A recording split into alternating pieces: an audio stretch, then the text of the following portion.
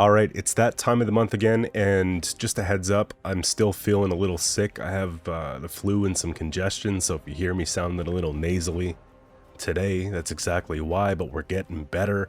Now, last month, I teamed up with Ofir, and we did our first Coalition Council voting strategy, and essentially, all of the picks that we suggested went through. We were 12 for 12, and you know, that's really good to see, and I don't think any of the picks that we put through were necessarily negative to the game or had any sort of bad impact. If anything, they've made it a little bit more exciting. So proof of concepts there. I'm looking to go and do it again this month. I wasn't as active in this poll, but I did review what they had for the poll, and you guys ultimately voted, the player base, on what those suggestions would be from the poll. So what Ofir has gone and done is basically just sorted them out based on the amount of votes they had, and that's what I'm going to review with you guys today. And overall, I don't think that there are really many that I disagree with, maybe one or two at a first glance, but we're going to talk about it today. And if you guys are with us on this, make sure to get your votes in. We got about 4 days left of voting until the month is done, and the balance changes will change.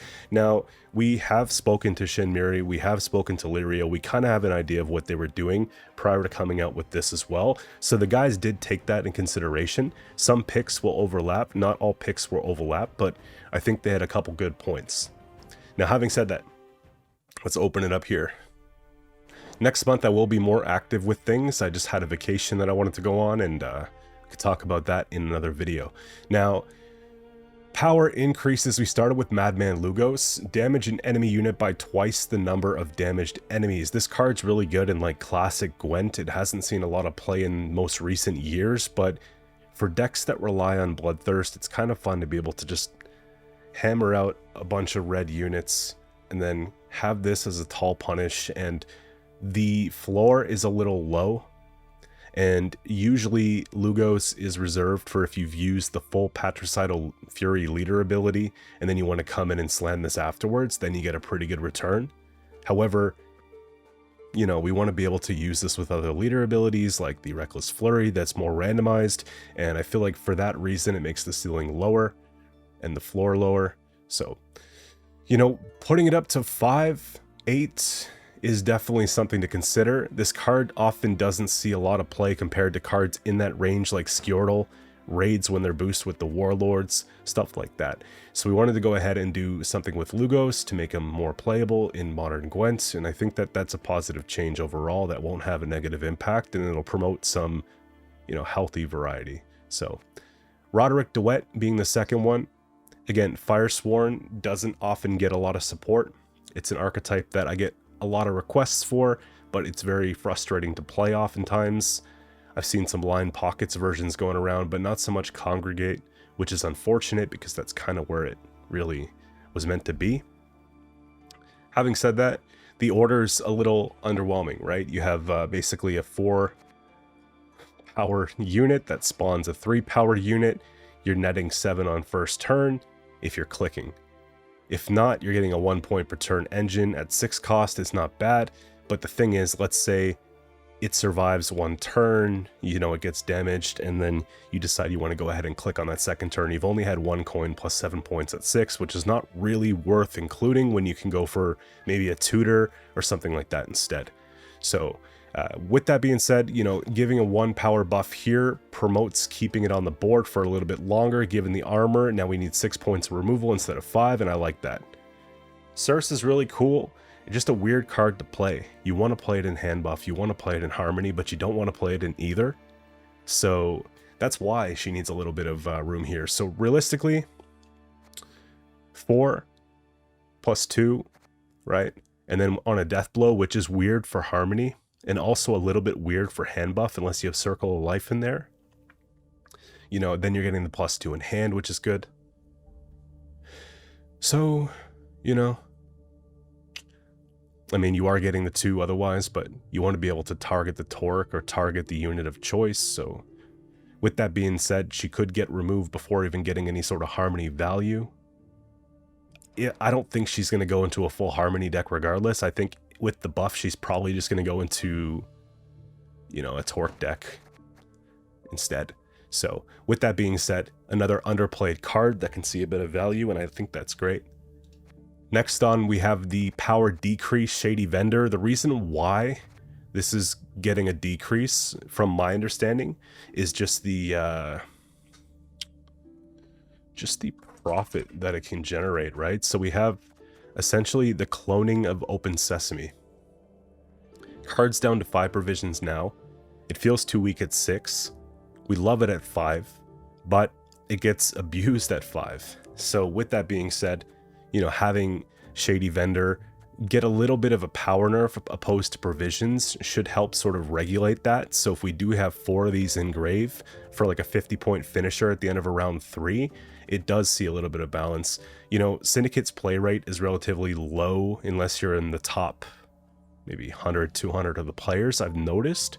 But the win rate, success with that when piloted very well, is extremely high.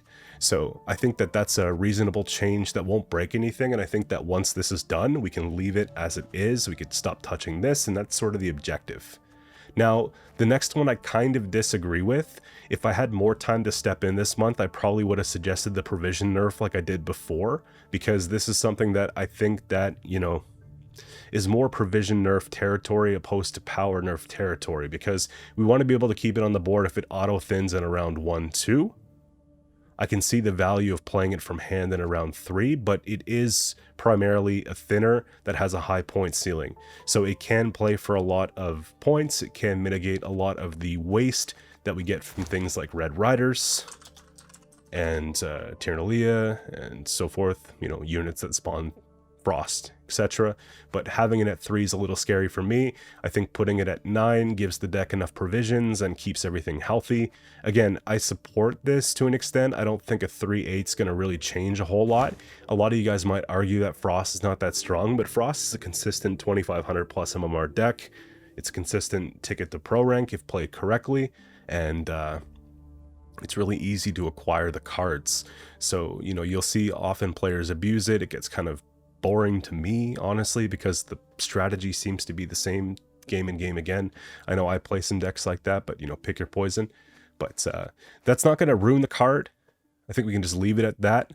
But if it does go 3/8, then maybe a provision buff would be adequate, but then that's kind of getting scary. So, you know, 3/8's cool. 4/9's better for me, personally. But this is what you guys voted on, so just leave it at that. Sandor is good. You know, 5/10 was, it wasn't good enough in a lot of cases, but 5/9 is really good. Having the abduction play kind of what promotes the nerf here. I think the unnecessary clogs, just being able to put this card into Colgrim, being able to put it into constructs, being able to just kind of play it in assimilate, it has a lot of value in several different decks. So with that being said, I don't think that nerfing it 1 is going to make a big difference, because it does come down at 5, but the deploy kicks in, which boosts it to 6. So going down to 4 will boost it to 5. You get another clog in there, then it starts engineing. I think it's more than fine. You should be able to click that order a lot of times. If not, you have a stratagem that you can use, or maybe an order of something that you can use to boost it. Again, the card was not that great at 5/10.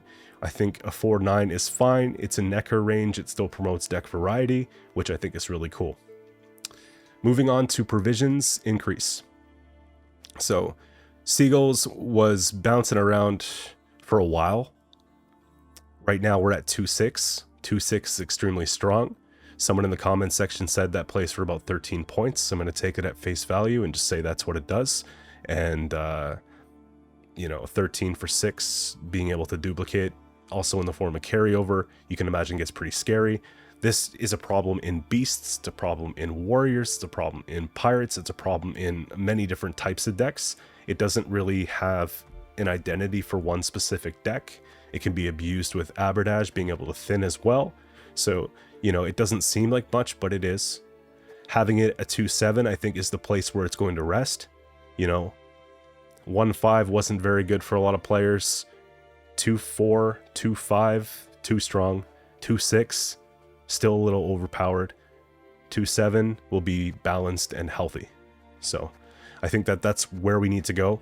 And Highland Warlord, again, nerfing it back to a starting 3-6, technically starting 4-6, given King Brand as an auto-include. When you have a couple veteran tags in the deck, you're going to be using King Brand in any serious Warriors deck right now, so that's where this card is played, and it's still going to play for a ton of points, still going to get a lot of value. It's carryover value as well. Keep in mind, it's the carryover value that really starts adding up, so having this at a 3-6 is fine. You know, it looks like Warriors are getting double nerfed, but they did see some support here, a little bit more variety of tools here. And keep in mind, I don't want to jump ahead too much, but just have a look at this card here that we're going to get to soon, which is a direct buff to Warriors. Now, Laura Doran, again, has been a hot topic over the course of the Gwentfinity, Sunset, whatever you want to call it. It's a card that was underplayed before Sunset.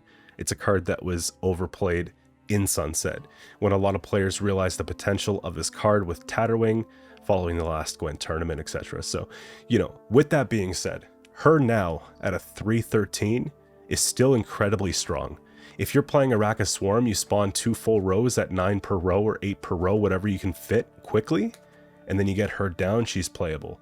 Then you can go and you can get now in a Parrying Phantom range, right? So you don't even need, I can't even spell, let's just go Phantom.